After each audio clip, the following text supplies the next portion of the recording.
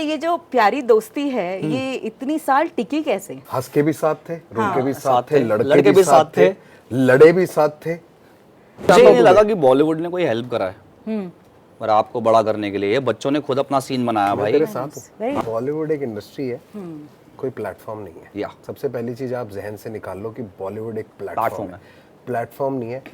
कोई अपनी घर जमीन बेच के एक रैंडम जने के ऊपर पैसे क्यों लगाए? गलतियां करके सीखे तो ज्यादा बेहतर है। जब आप बड़े बन के गलतियां करते हैं ना, सबको दिखती हैं। तो उस उम्र में अपनी गलतियों से सीख ले लो जब आपको कोई जानता नहीं है। गलतियां करो, दुनिया भर की गलतियां करो। हाँ। नहीं अमर प्रेम ये अरे मतलब क्या बात, उसने इतनी सही तरीके से बात बोली है ना, सब सम अप कर दिया। हाँ, फिर तो तुम्हें देख रहे हो ना, गलतियां सिखाती है यार इंसान को। हमारी छोटी छोटी गलतियां तुम्हारे टाइटल है। नमस्कार, मैं रफ्तार, मैं हूं विक्का और आप हमें देख रहे हैं बॉलीवुड हंगामा पर।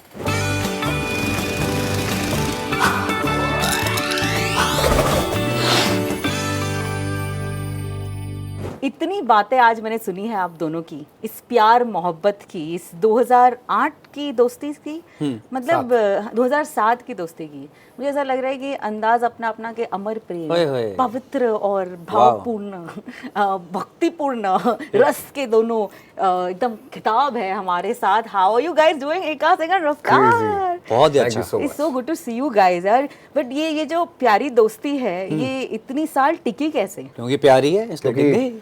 हंस के भी साथ थे, रो के भी साथ थे, लड़के भी साथ थे, लड़े भी साथ थे। You know, I had interviewed Anupam Kher जी और उन्होंने एक बहुत अमेजिंग चीज़ कही थी। Please tell me if you all agree with it कि अगर आपको अपनी दोस्ती बरकरार रखनी है तो दोस्त की कुछ खामियों को नजरअंदाज करना बहुत जरूरी होता है। सो आप दोनों ने वो तो हर रिश्ते में है ना।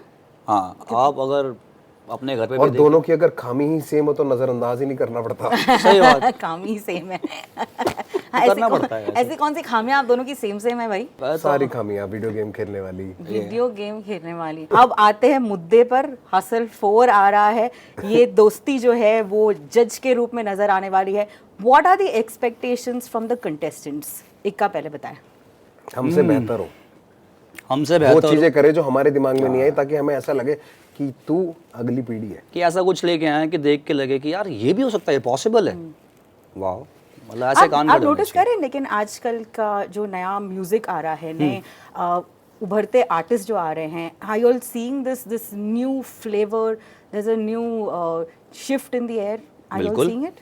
दिखता है, सुनने को भी दिखता है, विजुअली भी दिखता है। या कुछ सालों से नहीं बदल रहा है तो कोई दिक्कत है? हाँ भाई, हम भी बोर हो जाते हैं भाई। इवॉल्व होना जरूरी है। हम when we see somebody else doing something new, we try to find something else that better than that, because वरना तो ये गेम ऐसे ही रहेगा ना, वही अक्कड़ बक्कड़ बम्बे बूम में काम हो जाता। बट यू नो व्हेन आप लोग ने शुरुआत की थी तब क्या मैं इसको ना आपको एग्जांपल देता हूँ। सबसे बेहतरीन एग्जांपल है आपकी इस बात का, दिलजीत पाजी। उन्होंने अपने आप को ना टाइम टू टाइम अपने आप को नया करता रहा है, तभी वो यहाँ तक इस मुकाम तक गए हैं। उनके साथ उनके साथ के काफी आर्टिस्ट थे जो इस भीड़ में कहीं खो चुके हैं दूर तक। पर दिलजीत पाजी आज भी इसलिए जुबान या फिर जहन में है लोगों के, क्योंकि वो अपने आप को नए टैलेंट के साथ कनेक्ट करते हैं।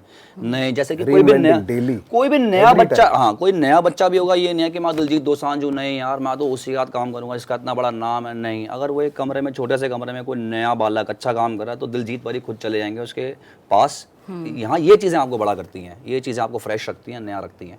बट ये मैंने नोटिस भी किया है as artist, you always come back to being very very grounded, क्योंकि शायद you all go back to आप लोग ने कहाँ से शुरुआत की थी।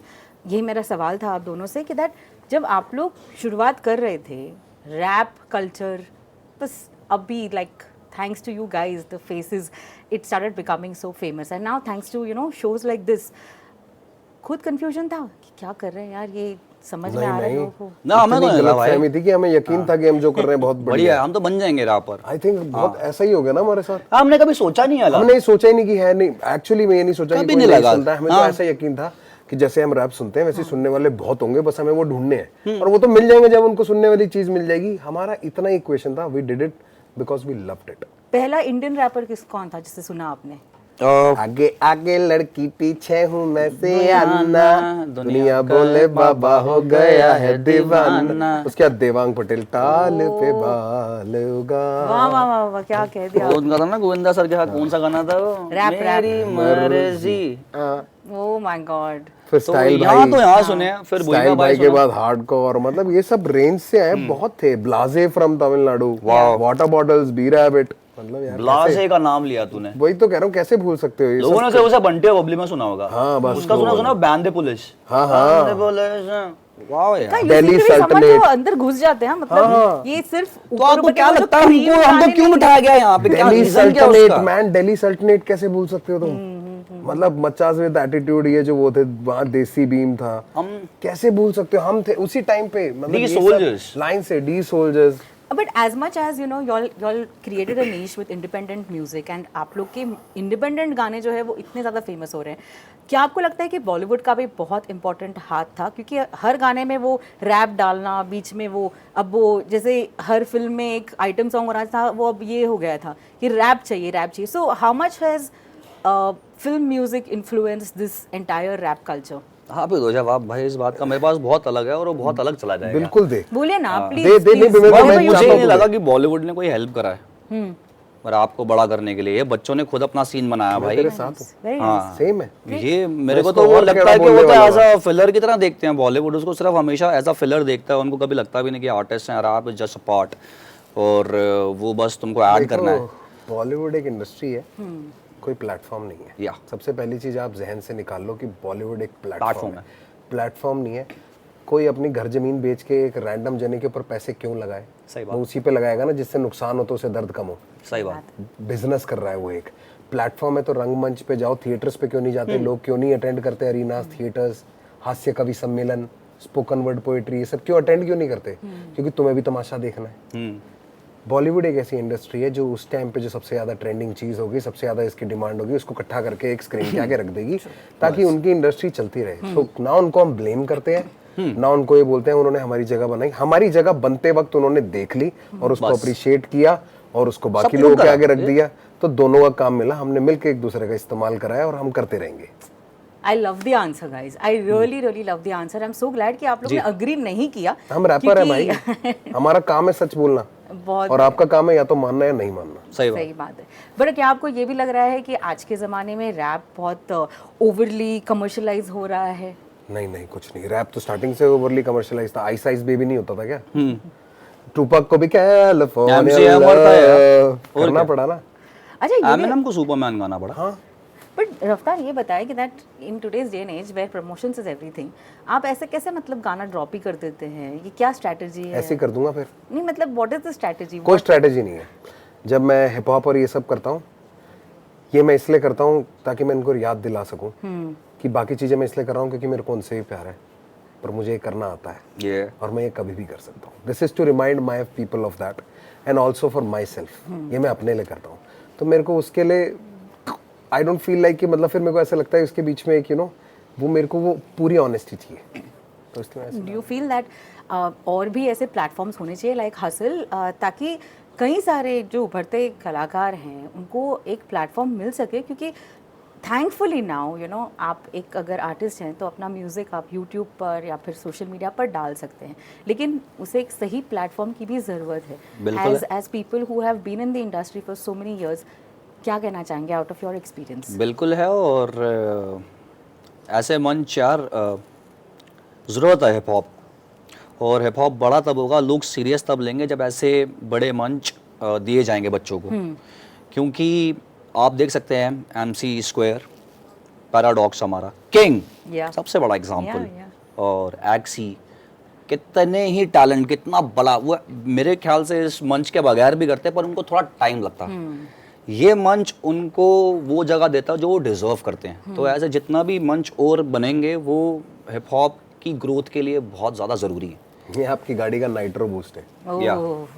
आपने किया हुआ ऐसा कौन सा मिस्टेक है दैट आप चाहोगे कि दैट आने वाले कंटेस्टेंट जो है वो ना करे? One thing that you think that हाँ यार ये मेरे से गलती हुई थी in the start, I really want them to be careful about it. देखो, जो काम वो कर रहे हैं उस रिगार्ड में तो ऐसा मेरे जहन में कुछ नहीं आता। But I will only tell them one thing कि never think you are the best, कभी नहीं सोचना। Mental you have to strive to be the best ना, वो थ्राइव करते रहना पड़ेगा आपको।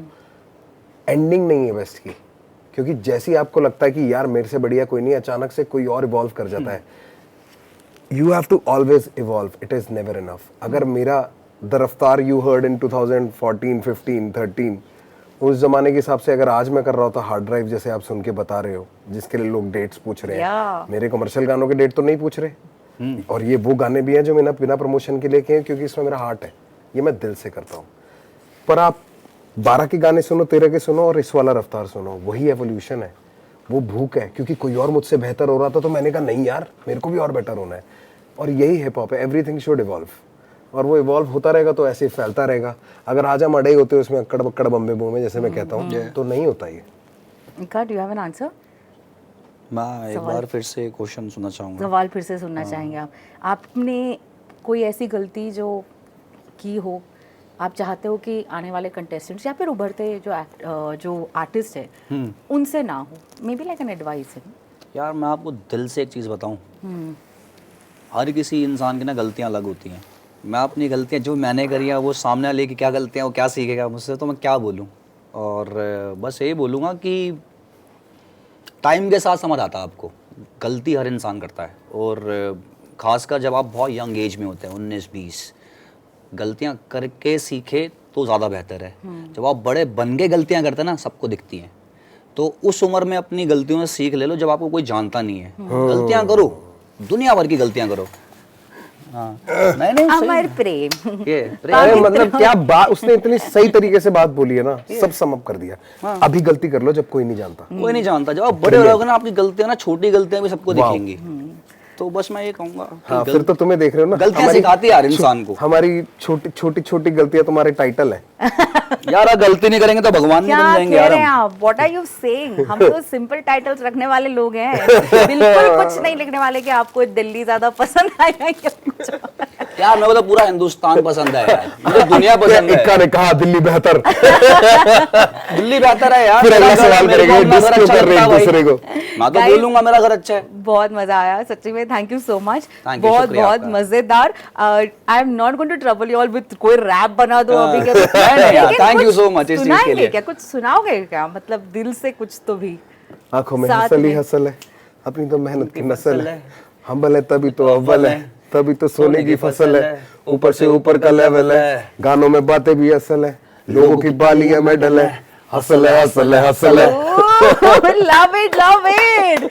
मुझे लगा कि तुम तो ढेर परदेसी टाइप कुछ सुनाओगे आप, कुछ अलग वो लिखते ही नहीं यार, तो क्या डिफरेंट टाइप्स यार, but too much fun. Thank you all so the much. Best, Thank looking you. Forward to hustle for, looking forward to all the शुक्रिया। Magic and looking forward to you guys with more and more music. Thank you so Thank much. you. Advance में happy birthday बोलना है, Hey, thank you so advance much. में happy birthday.